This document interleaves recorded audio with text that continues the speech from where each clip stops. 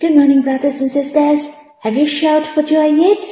It's so precious. The Lord put us in the world so we can respond to Him with faith, hope, and love. The Bible said, "So now faith, hope, and love abide. These three, but the greatest of these is love." The greatest is love. I think the Lord will help me to respond to Him. He will speak to us so that we believe in His words. He gives us the glorious hope to overcome all barriers, distress, and sufferings with the hope of faith. He loved us first so that we are able to love Him in return. It is His love to compel us. It's so precious. We abide in His love and affection. In fact, we grow and strive for Him in His love. I hope our faith, hope, and love captivates the Lord's heart.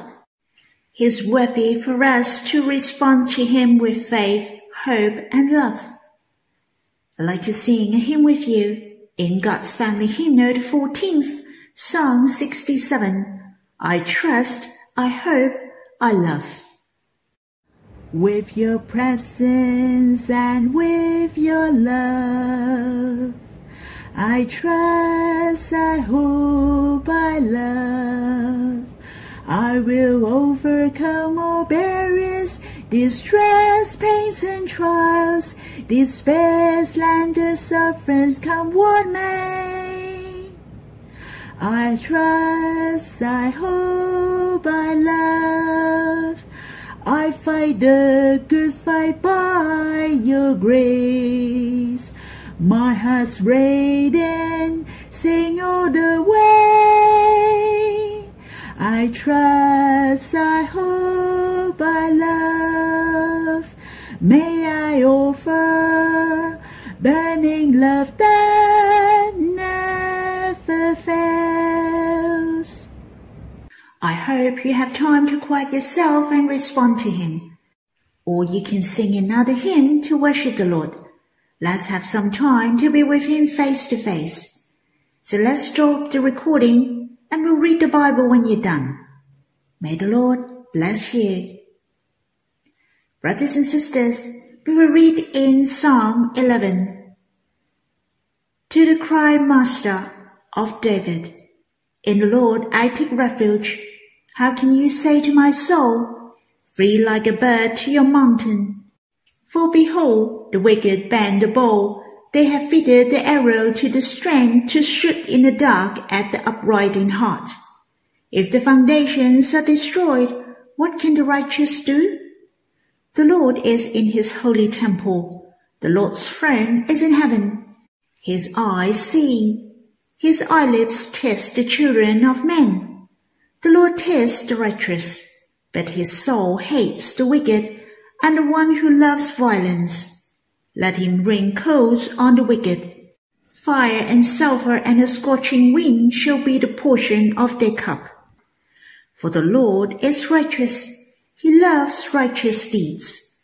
The upright shall behold His face. I'd read this psalm many times. My impression is different at different periods of times. I felt it was a good time to read this psalm. It would suggest that this psalm was written when David was chased by Saul. Saul, jealous of David, was the primary cause. Many and more people liked David than Saul, and he heard of many slanderous talk about David. He was scared of the usurpation from David. Yet David was being faithful to Saul. He was a king with a narrow-mindedness. Moreover, he was chasing the one who was loyal to himself, which was an unrighteous matter. In a man, a society, a nation, and even the church, that importance is attached for righteous and righteousness. But when the situation is lack of love and being unrighteous, the righteous suffers the most. Thus, verse 1 to 3 in this psalm seemed David received a message that he had to flee away, for someone would come to trace him. A great calamity was at hand. Hence, in verse 1 it said, How can you say to my soul, Free like a bird to your mountain. The word you most probably were the friends of David, or those who were a bit negative about his situation, and these friends didn't want David to suffer. Their intentions were good, and they said the situation was not good. In verse 2 and 3, speaking of the crisis David was facing, someone bent the bow and fixed the arrow to the string to shoot at the upright in heart, and mentioned, if the foundations are destroyed, what can the righteous do? They mentioned that the foundations could talk about the situation of the nation at that time. If the foundations are destroyed, what can the righteous do? Free like a bird to the mountain, in order to prevent the attack from the bow and arrows of the wicked. I love the first verse in the psalm. The answer of David is, in the Lord I take refuge. David declared to us that he wouldn't flee to the mountain but to God. He should take refuge in the Lord. He wasn't shaken by the bad news or the negative advice from his friends. David reminds us to gaze upon God. We can surpass all the situations. A righteous or Christian who easily loses faith in God due to his situation, difficulties, the attack of enemies or sufferings. If he disclaims or escapes, not putting his trust in God, then his foundation is not solid. Let us look at verse 3. If the foundations are destroyed, it can be referred to the trust and relationship of man to God. If you don't have this foundation, what can the righteous do? Is there any hope? Thus, I'm so glad to read this psalm, for the foundation of David is very steady.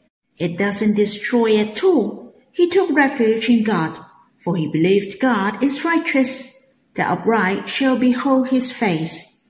In fact, David is talking about himself in verse 7. Though he experienced afflictions, yet he beheld the face of God. Brothers and sisters, it is a good reminder to us that we shall have a good foundation. The foundation that I'm speaking of is not the foundation of the righteousness in this society, but the foundation of our spirits, which is more essential, the strong spirit and the good relationship with God. The foundation of faith to God are a great help to us to face all the difficulties and unrighteousness. Brothers and sisters, let us encourage each other. Let us be close with the Lord, to understand his heart, to have confidence and put our trust in him, to establish the glorious foundation. Secondly, I'd like to share with you, David made known to us his pure faith in verse 1 to 3. He took refuge in God. His foundation was firm. And in verse 4 to 5, speaking of his knowledge of God, he had a strong foundation. He said, the Lord is in his holy temple. The Lord's throne is in heaven. He knew the will of God, and he knew God held the authority. On the other hand, he also knew the character of God. David said, his eyes see, his eyelids taste the children of men. The Lord tastes the righteous, but his soul hates the wicked and the one who loves violence. He knew God is love and full of wisdom. His eyes taste what the sons of man are doing. He doesn't like the wicked. He likes the righteous. He would like the righteous to be glorious. Hence, he tests them. You see, the understanding of God from David, he wasn't taught by others. Has anyone mentioned about the holy temple before him? His knowledge of God's will, his understanding of God's love came from his closeness with God. His close relationship with God made known to him the heart of God. We shall envy the relationship between David and God. We shall pursue the Lord, but not the knowledge in the Bible, but our relationship with God. I was grateful when I read verse 4. for I understand his will in this generation. His wanting is the church. He abides in the church. His heart is in the church. His will is to establish the church, and I have a share in it. It's so wonderful. The Lord opened to me his heart, so I can understand his will, and he moved me, so I'm willing to coordinate with his will. I arose and to build the church. I give thanks to God that he made known to me himself and his will. I have a goal, and I'm not afraid of the difficulties. I can grasp the nettle, to embrace the love of God, to embrace this vision. I believe firmly that I can strive forward through him. Lastly, in verse 6 and 7, verse 6 speaking of the ending of the wicked, fire and sulfur and a scorching wind shall be the portion of their cup. The cup refers to the righteous judgment of God. In Psalm 16, David mentioned the chosen portion and my cup. The portion of his cup was not the judgment. But what is it? In Psalm 16 mentioned, the Lord is my chosen portion and my cup. That meant the Lord became his blessings and his possession. What he got is God. Thus, rightly we shall shout for joy. God belongs to us entirely, and that's not all. Infinite has the closest relationship with us. He is my dear Abba. The Lord is my beloved. We are the most compatible with him. Is there any other blessing that can compare with these? It's so exciting, isn't it? If you think further, I'm sure you'll be amazed. You will lift up your hands and amazed. You will shout for joy and dance. It's unbelievable. It's so glorious. In verse 7, which is the last verse, for the Lord is righteous. He loves righteous deeds. The upright shall behold his face. David make a conclusion. Why did he have the full confidence in God?